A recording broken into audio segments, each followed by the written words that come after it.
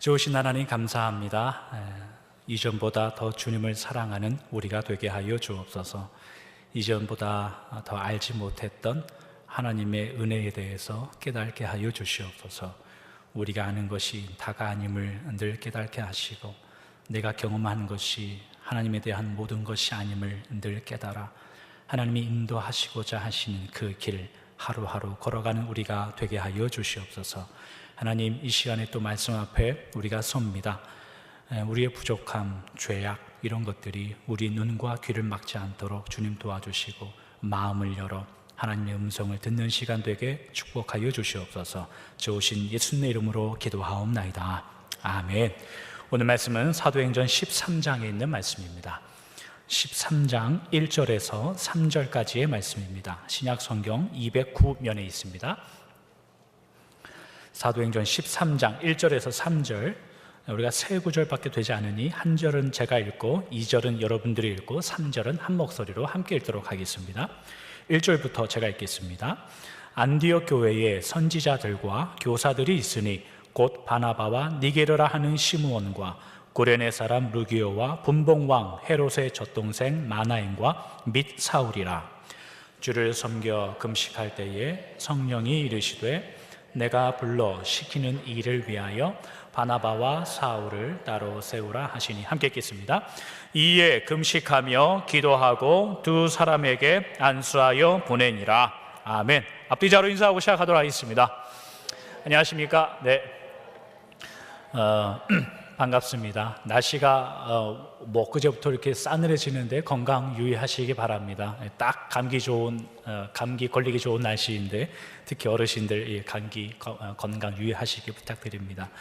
저희가 지난 주일에 오늘의 같은 본문을 가지고 초대교회, 예수님 이후에 제자들이 세운 교회가 한 목회자를 세우고 지도자를 세울 때에 어떻게 그 일을 행했는가를 살펴봤습니다. 하나님께서 누군가를 부르실 때에는 반드시 그를 먼저 부르는 일이 있습니다. 그 다음에는 그 부른 자를 안수하고 목회자로 세워 보내는 일은 그 세운 그 당사자에게 하나님이 명령한 것이 아니라 교회에 그 명령을 하셨다고 우리가 나눠보았습니다.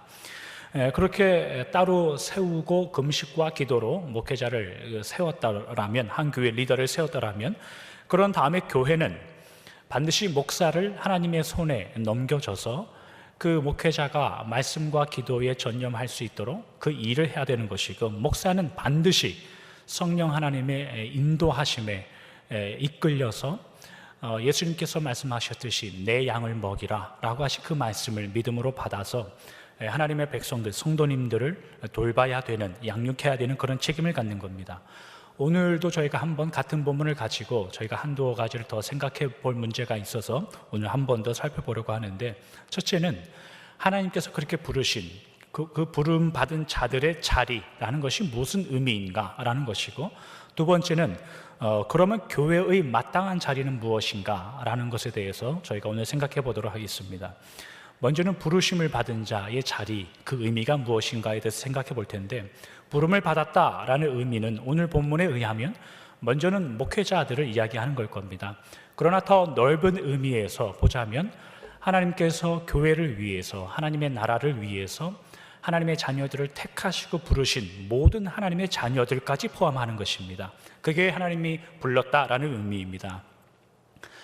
누군가를 불렀다 할 때에는 한 개인이 될 수도 있고, 바나바와 바울 이런 것처럼 한 가정이 될 수도 있습니다. 브리스길라, 아굴라 이런 분들처럼 한 교회가 될 수도 있죠. 안디옥 교회. 그리고 한 나라가 될 수도 있습니다. 이스라엘이라는 나라들. 우리가 다만 생각해야 될 것은, 하나님께서 누군가를 불렀다라고 생각할 때에는 하나님께서 반드시 이 사람이 없으면 하나님의 일을 하지 못할 듯하여 그 사람을 불러서 일을 시켰다라고 생각해서는 안 됩니다. 그건 우리의 생각입니다. 사람의 생각이고, 하나님은 하나님의 일을 반드시 하나님 스스로 하실 것입니다. 그리고 부름을 받은 우리들은 하나님께서 그 일을 해 나가실 때에 하나님 앞에 순종하여 그저 쓰임을 받는 통로로 쓰여지는 겁니다. 도구로 쓰여지는 겁니다. 이런 이야기를 하면 우리가 혹 오해할 수 있죠. 그러면 하나님의 일은 하나님이 알아서 하실 것이니까 우리는 그저 인생이나 즐기다 천국이나 가자, 이제 이런 생각하실 수도 있죠.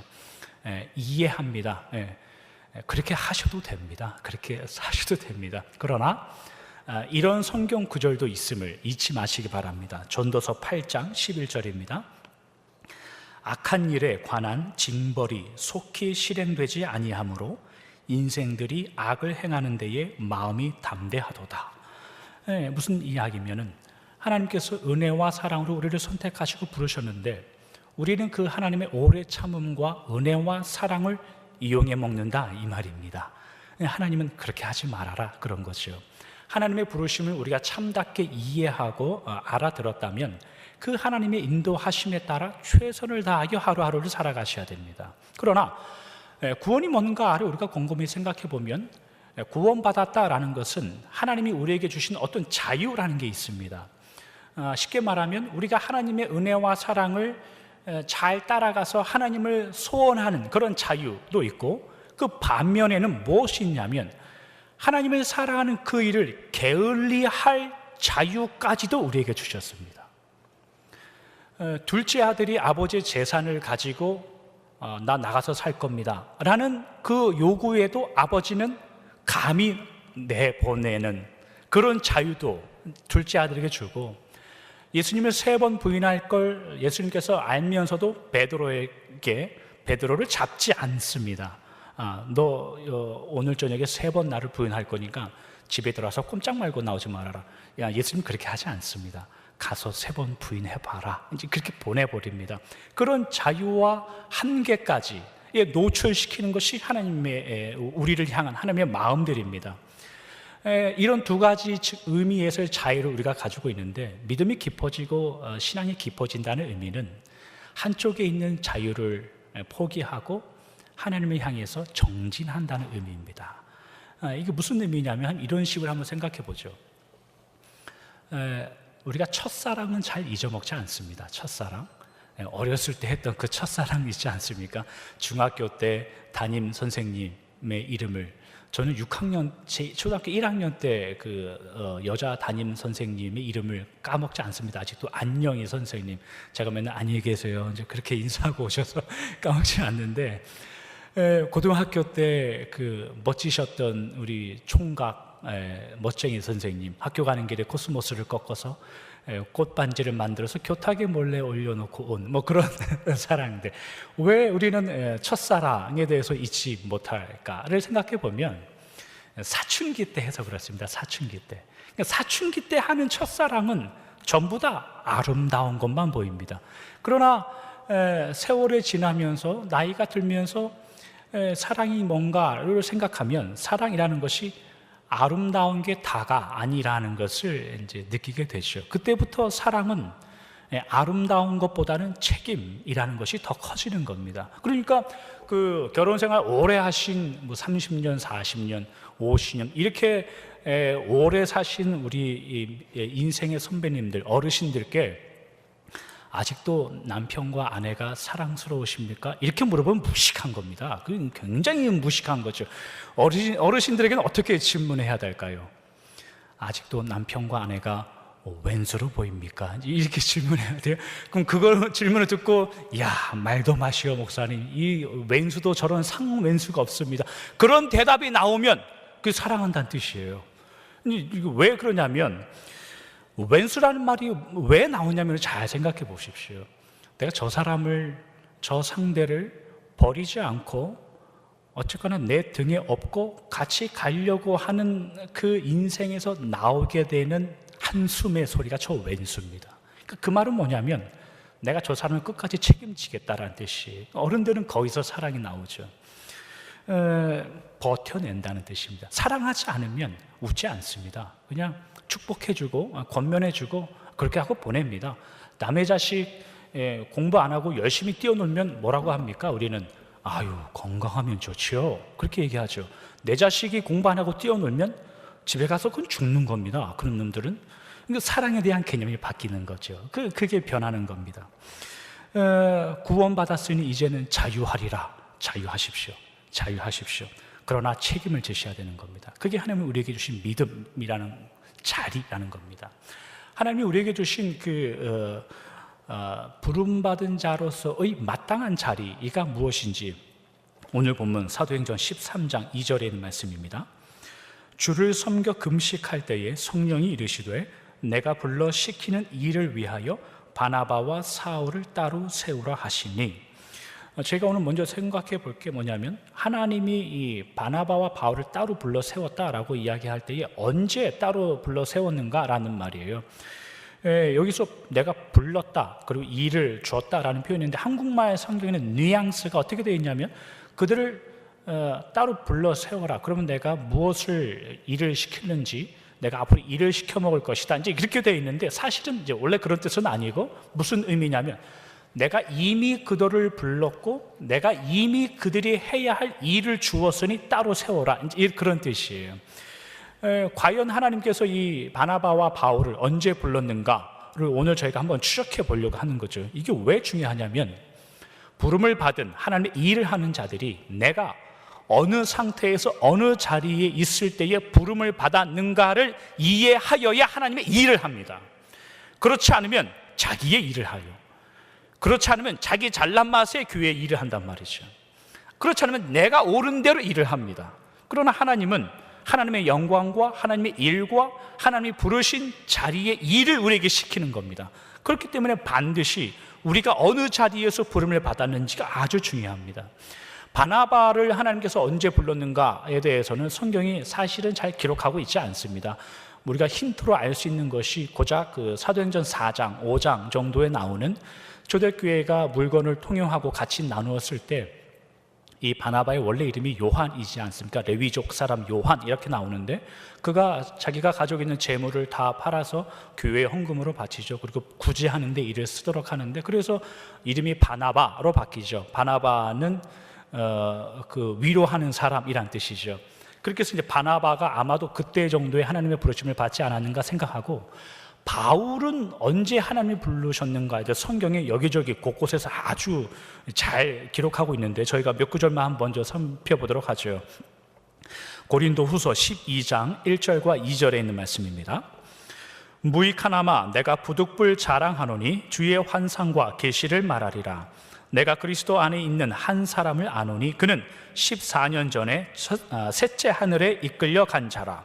그가 몸 안에 있었는지 몸 밖에 있었는지 나는 모르거니와 하나님은 아시느니라.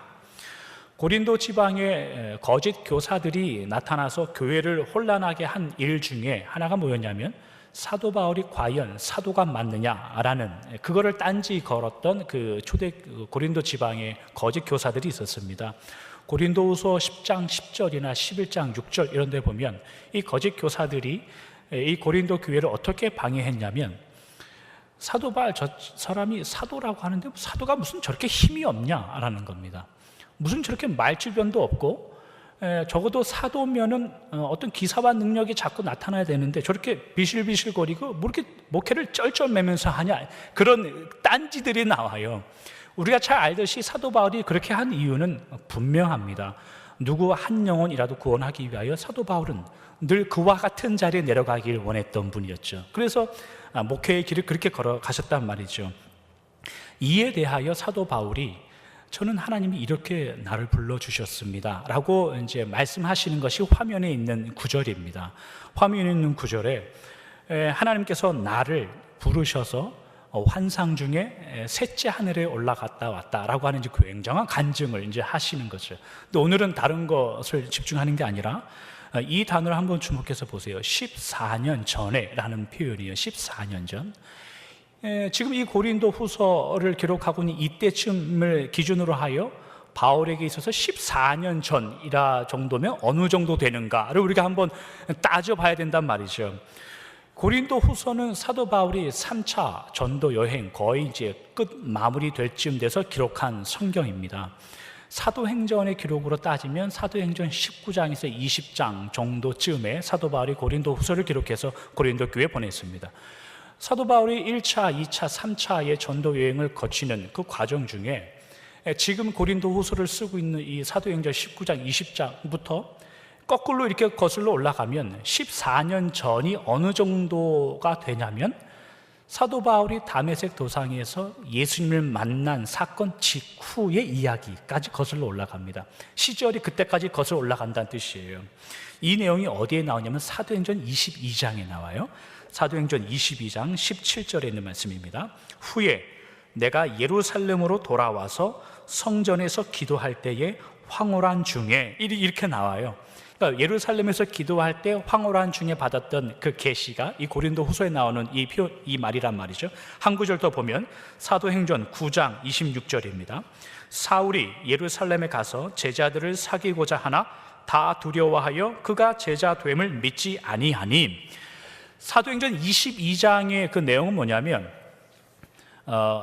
바울이 복음을 전하다가 유대인들 앞에서 자기가 왜 복음을 전하게 됐는지 그 간증을 하는 장면이 사도행전 22장에 나옵니다.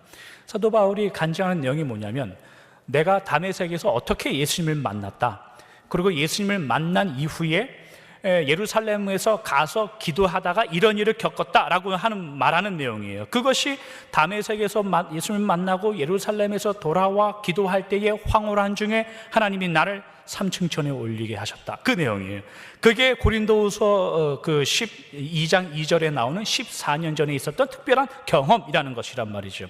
그러면 이때 당시에 예루살렘에 있는 이 사도 바울의 상황이 어떠했느냐 하면 그게 9장에 있는 내용이에요. 사도행전 9장 26절에 기록된 바와 같이 다메섹에서 그렇게 주님을 만나고 갈라디아서 1장에 가면 광야로 가서 한 3년 동안 거하다가 예루살렘으로 돌아오긴 합니다만, 그렇게 예루살렘으로 돌아온 이후에 제자들 초대교회에 와서 사도 바울이 나 변했습니다 라고 이야기할 때 9장에는 뭐라고 이야기하냐면 다른 사람들이 사도 바울을 믿지 아니하더라, 그렇게 나간단 말이죠. 이 말 뜻은 뭐냐면 야, 저놈이 저거 다메섹까지 가서 교회 초대교회 우리들을 죽이려고 작정한 놈인데 무슨 저놈이 예수님을 믿고 지금 우리와 함께 있겠다는 이야기냐 라고 사도 바울을 받아주지 않았던 이야기가 사도행전 9장에 있는 내용이에요.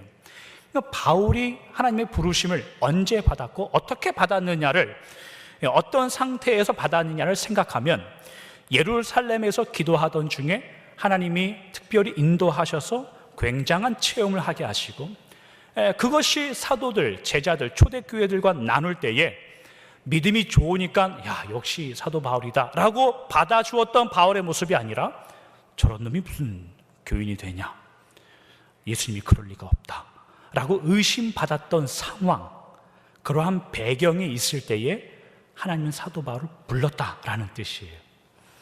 이것이 하나님께서 바울을 부르실 때의 바울의 모습입니다. 하나님은 왜 이렇게 바울을 불렀을까요? 그리고 왜 이런 상황밖에 되지 않는, 내가 열심히 기도했더니 하나님이 나를 삼층천으로 올리셨고 내가 열심히 기도했더니 나에게 환상을 주셔서 내가 사도가 되었다라고 하면 멋지잖아요. 그리고 그렇게 교회에 들어오면 야, 당신이 위대한 사람이요, 그렇게 교회가 흘러가면 멋지잖아요. 근데 바울의 처음에 신앙에 변화됐을 때 모습은 그렇게 흘러가지 않습니다. 아무도 인정해 주지 않았고 기도하지 않았을 때 하나님이 너 왜 나한테 왜 이러느냐 라고 부르셨단 말이죠. 부름을 받는다는 의미는 여러분 자랑할 게 없다는 뜻입니다. 여러분들이 언제 어떻게 하나님의 부르심을 받아 교회를 다니게 되었는지를 생각해 보시면 우리는 압니다. 교회에 앉아있는 우리는 하나님 앞에 하나님 정당하고 하나님 쓰실 만한 자를 아주 멋지게 잘 쓰시고 계십니다 라고 그렇게 말할 수 없도록 우리를 이끄신단 말이죠. 사도 바울이 주님 앞에서, 하나님 앞에서 그는 굉장히 못났죠. 그리고 사도 바울은 굉장히 교회를 핍박하는 자로, 교회를 가리는 자로 있는 것입니다. 그러나 하나님은 그런 사도 바울을 불러서 증명해 내시죠. 뭘 증명할까요? 교회는, 하나님의 나라는, 영광은 우리가 가지고 있는, 사람이 가지고 있는 지혜, 세상의 조직, 세상의 권세, 이러한 것으로 운영되거나 힘을 갖는 것이 아니라 내가 이끄시는 은혜, 하나님이 이끄시는 은혜, 하나님이 함께 하시는 영광, 그 이끄심, 부르심으로만 하나님의 교회와 나라가 세워진다는 것을 바울의 부르심을 통해서 우리에게 말합니다. 우리도 그렇게 불러질 겁니다. 여러분들도 아마 그렇게 불러지셨을 겁니다. 뒤를 돌아보십시오. 우리가 교회에 다닐 만한 그럴듯함이 우리 안에 있습니까? 하나님을 믿을 만한 그럴듯함이 여러분들 안에 있습니까? 별로 없습니다. 그러나 우리는 한 주도 하나님의 은혜로 빠짐없이 교회에 나와서 예배를 드리고 있답니다. 이것이 은혜죠. 이런 하나님의 부르심과 인도하심이 우리를 어느 정도까지 이끌어 가시는지 우리가 에베소서 1장 18절 19절에 있는 말씀입니다. 너희 마음의 눈을 밝히사 그의 부르심의 소망이 무엇이며 성도 안에서 그 기업의 영광의 풍성함이 무엇이며 그의 힘의 위력으로 역사하심을 따라 믿는 우리에게 베푸신 능력의 지극히 크심이 어떠한 것을 너희로 알게 하시기를 구하노라. 믿음의 눈을 떠서, 이게 기초입니다. 믿음의 눈을 떠서 하나님께서 부르신 그 자리가 무엇인지 아는 자들이 가지는 그 유익들이 뭔가를 보십시오. 소망, 영광의 풍성함, 하나님의 그 지극히 크심의 위엄, 영광, 그것이 부르심을 받은 자들이 가지는 그 유익들이라 이거죠. 여러분들은 어떻습니까? 우리의 인생은 어떻습니까? 삶들이 어떻습니까? 우리는 되게 한숨 쉽니다. 되게 고통스럽고 대부분 좌절하고 내 뜻대로 되지 않는 것이 참 많이 있습니다. 하나님 부르신 자리가 고작 이거고 이끄시는 자리가 고작 이겁니까? 라고 말하고 싶은 그런 과정들을 살아간단 말이죠. 뭐 하나 구체적으로 확보하여 안정감을 누리기 힘든, 그것이 이 땅에 사는 우리 성도님들의 대부분의 비슷한 인생입니다. 하나님이 우리를 사랑하지 않는 것이 아니라 여전히 세상 위에 있는 법칙 위에 우리가 살아가기 때문입니다. 그러나 그렇게 부르심을 받은 하나님의 자녀들, 하나님의 성도들이 받는 그 유익은 뭐냐면, 그런 부르신 그 자리라 할지라도 하나님은 소망의 증거로 삼겠다는 겁니다. 그렇게 이리 바람 불면 일로 가고 저리 바람 불면 절로 가는 우리의 인생이라 할지라도 그 자리가 하나님께서 부르신 자리라면 하나님은 영광의 풍성함의 증거로 삼겠다는 겁니다. 그러니 힘을 내셔야 됩니다, 여러분. 기운을 내셔야 됩니다. 우리가 사람의 눈으로 볼 때에는 하나님 풍성한 하나님의 은혜의 영광이 어느 자리에서 드러날 것인가 우리는 잘 알지 못하지만, 그러나 하나님이 부르신 자리라면 반드시 하나님이 그 일을 하실 겁니다. 그러니 여러분 넘어지지 마시고 힘을 내시기 바랍니다. 그것이 주님의 일이고 마땅히 불러진 자들, 부름을 받은 자들의 인생의 길이니 그 길을 걸어가셔야 됩니다. 저희가 두 번째로 생각해 볼 것은 교회의 마땅한 모습이라는 것인데, 오늘 보면 사도행전 13장에서 바나바와 바울을 따로 세우라는 그 주님의 요청에, 하나님의 요청에 안디옥 교회는 금식하고 기도하여서 그들을 목회자를 세웁니다.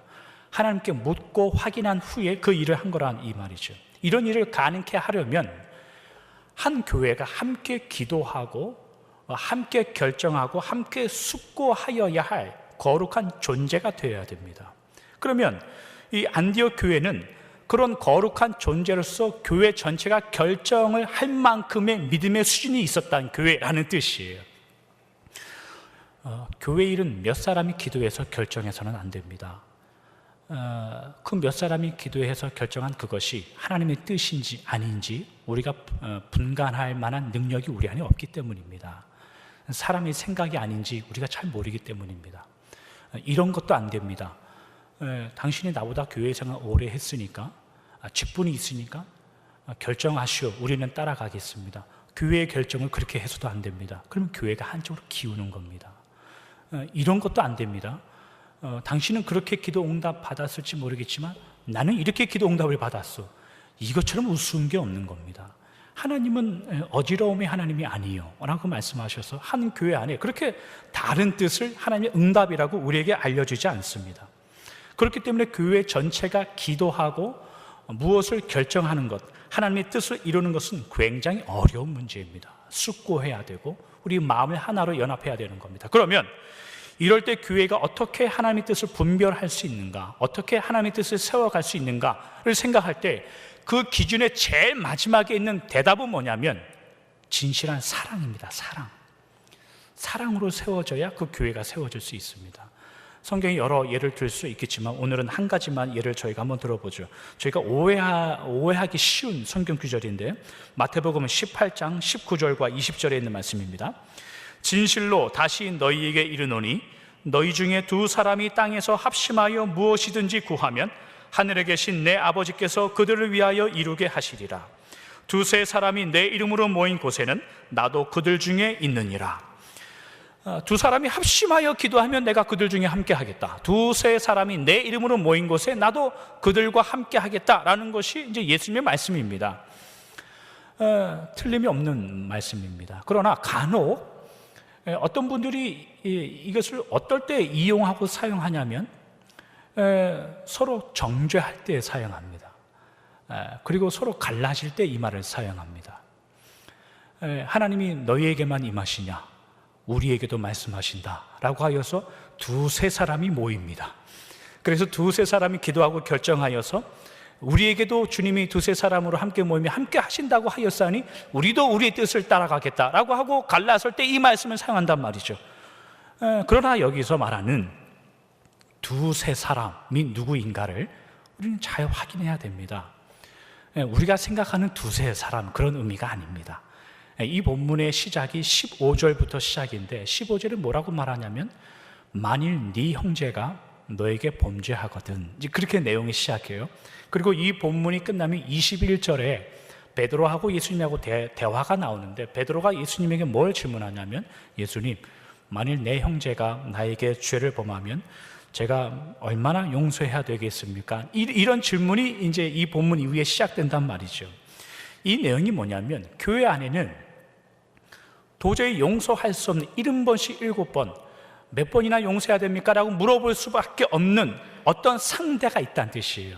주님, 저 사람하고도 내가 함께 해야 되겠습니까? 저 사람이 나가든지 내가 나가든지 사생간에 결단하겠습니다 라고 말하고 싶을 정도의 어떤 존재들이 있단 말이죠. 그런 존재들이 있으십니까? 있어야 정상입니다, 여러분. 있어요? 없으면 큰 문제입니다. 그거는 저 사람하고 나하고 사생결단하여 흩어져야 되겠습니다 라고 생각할 만한 존재가 교회 안에 없으면 두 가지밖에 없어요. 하나는 그분은 예수님처럼 훌륭하든지, 두 번째는 그런 상대가 없을 정도로 교회에서 맴돌고 있다는 뜻입니다. 반드시 교회 안에 깊이 들어오시면 여러분들이 정당한 믿음의 소리를 내야 됩니다. 그러면 정당한 믿음의 소리가 나면 나하고 반대하는 의견이 있을 수 있습니다. 거기까지 여러분들이 들어가셔서 봉사를 하시고 교회를 세우셔야 됩니다. 여기서 말하는 두세 사람이라는 의미는 뭐냐면, 하나님, 저놈이 죽든지 내가 죽든지 어떻게 해야 되겠습니다 라고 말하는 어떤 상대가 교회 안에 있다면 그 상대와 내가 두 사람이 되는 겁니다. 나와 그와. 고린도 교회 우리가 지난주에 봤던 무슨 파 있었죠. 그런 사람들이 모여서 세 사람이 되는 겁니다. 여기서 말하는 두세 사람은 나와 마음이 맞는 두어 사람이 함께 모이면 예수님이 함께 하겠다라고 말한 것이 아니라, 그렇게 따로 모이면 하나님이 작살내겠다라는 것이고, 여기서 말하는 두세 사람은 그 자와, 내가 70번씩 7번을 용서해야 되는 그 자와, 하나님, 만일 형제가 나한테 죄를 범하면 내가 저 사람을 어떻게 족쳐야 되겠습니다 라고 말하고 싶은 그와 내가 합쳐서 두 사람이 되는 거예요. 그 자리에는 내가 반드시 함께 하겠다 라고 예수님이 말씀하신 거죠. 그게 두세 사람이 함께 하는 것에 내가 함께 하겠다라고 하는 예수님의 말씀이에요. 이것이 주님이 원하시는 교회고, 그런 거룩한 공회가 함께 기도하며 사랑 가운데 세워진 이후에 교회에 일을 해야 되는 겁니다. 그런 교회가 될 때 그 교회는 깊어집니다. 그런 교회가 세워질 때에 그 교회는 하나님께서 보시기에 내가 정말로 사랑할 만한 교회다 라고 교회가 성장하는 겁니다. 물론 개인마다 차이는 있을 수 있습니다. 하나님께 받은 은혜의 깊이의 차이가 있을 수 있고, 말씀을 이해하는 정도의 차이가 분명히 있을 수 있습니다. 그러나 그런 차이보다 더 큰 건 뭐냐면, 그런 차이를 덮고도 남을 예수님을 닮은 사랑이 있으셔야 됩니다. 그것이 교회가 자라나는 비결이고 교회가 교회다워지는 비결입니다. 사랑은 허다한 죄를 덮습니다.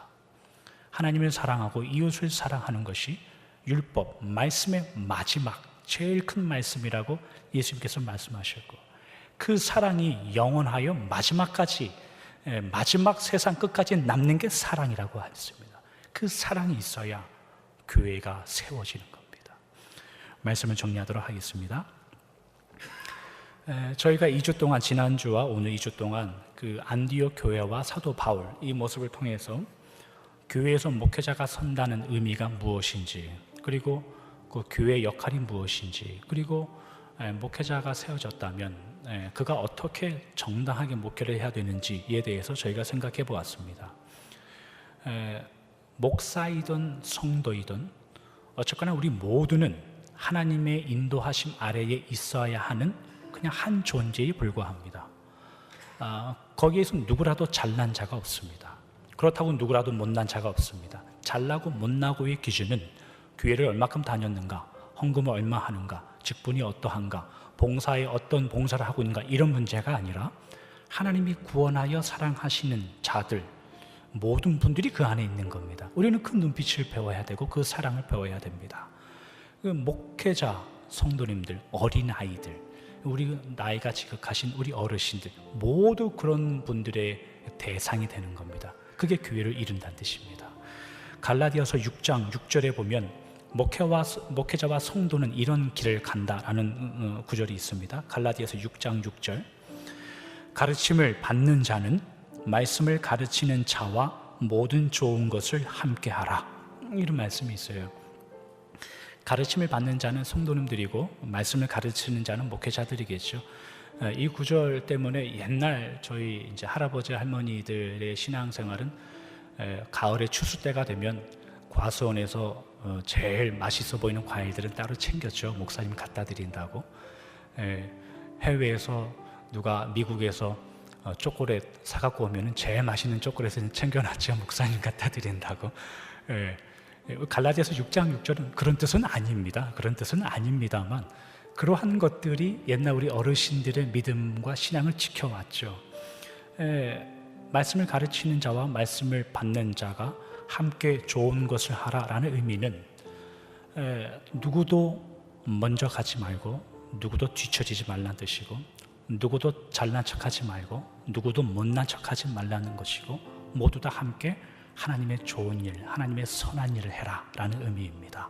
그럼 여러분, 누구라도 용서해 주시고 누구라도 받아주셔야 됩니다.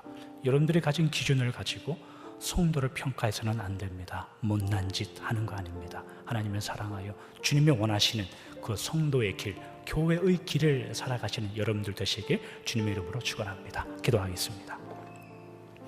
주님 감사합니다. 저희가 2주 동안 그 안디옥 교회와 사도 바울의 그 관계에 대해서 생각해 보았습니다. 하나님, 한 교회 안에서 하나님이 선택한 목회자가 선다는 것이 하나님이 세우신 귀한 일이고, 우리가 교회가 된다는 것이 하나님이 원하시는 거룩한 일이라는 것을 우리가 압니다. 주님, 하나님의 교회, 주님의 몸된 교회를 세워갈 때에 우리 연약하고 부족한 사람의 생각들, 우리가 부족해서 일어날 수 있습니다. 우리가 연약해서 일어날 수도 있습니다. 그러나 주님, 우리가 믿음과 사랑을 가지고 있다면 허다한 죄를 덮을 수 있고 허다한 우리의 부족함을 덮을 수 있다는 것을 우리가 배웁니다. 하나님, 우리는 여전히 세상 가운데 있고 세상 위에서 하나님의 거룩한 교회를 만들다 보니 부족한 것이 한두 가지가 아닙니다. 그럴 때일수록 우리에게 믿음을 더하여 주시옵소서. 하나님, 말씀 앞에 늘 서게 하시고 늘 기도하며 세워가는 우리 넬팝의 열린 교회가 될 수 있도록 주님 인도하여 주시고, 누구 하나 못난 것 없고 누구 하나 잘난 것 없습니다. 오직 주님의 이름만 영광 돌리려 하는 우리의 모습 되게 하여 주시고, 주님이 우리를 사랑하셨듯이 우리도 누군가를 사랑할 수 있는 믿음의 길을 걸어갈 수 있도록 축복하시고 인도하여 주시옵소서. 좋으신 예수님의 이름으로 기도하옵나이다. 아멘. 나의 모습 나의 소유 함께